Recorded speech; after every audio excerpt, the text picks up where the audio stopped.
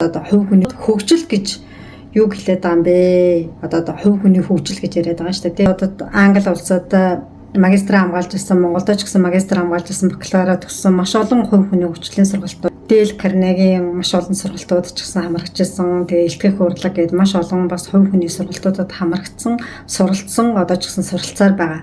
Тэгэхдээ нэг гол зүйлийг бол би ойлгоогүй байсан. Энэ юу байсан гэхээр би өөрөө гадагшаагаал маш олон сургалтуудад хамрагдаад байсан болохоос биш өөрийнхөө дотоод боловсрал, өөрийн дотоод мөн чанар, өөрийн дотоод энерги, өөрийн дотоод хүч чадал, бие махбод нь эрүүл байх, сэтгэл нь эрүүл байх, оюун санаа маань эрүүл байх, ариун байх, цэвэр байх гэдэг дээр өрөөсөө анхаараагүй байсан. Энэ миний хамгийн урт хугацааны том алдаа байсан. Тийм учраас одоо хүссэн үсээгүй одоо байгалийн зүй тогтлороо ч гэсэн энергийн 900, бомбын 900, оюун санааны 900 гэдээ байгалаараа ч гэсэн энэ энергийнхаа 900 руу ирж байгаа үед хүн бид нар өөрсдөө ч гэсэн байгалийн бүтээгдэхүүн учраас байгалийнхаа эсрэг биш, байгалийн зүй тогтол руу явах нь бол бидэрт зөв зам байгаа юм байна. Одоо сүүлийн үед одоо энерги, манифест, далд ухамсар гэж яриад байгаа нь бидний дотоод хөгжлийн мөн чанарыг таних, нээх,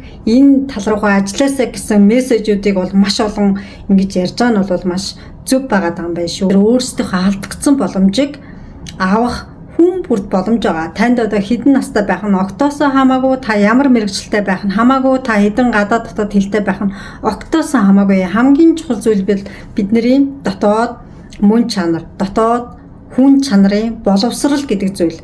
Ухамсарын боловсрал гэдэг зүйл бидэрт алдагдчихад байгаа юм байна. Ганц одоо бид нар монголчууд биш, одоо хүн төрлөختөнд тэр чигээрээ бид нар алдагдсан байгаа юм байна.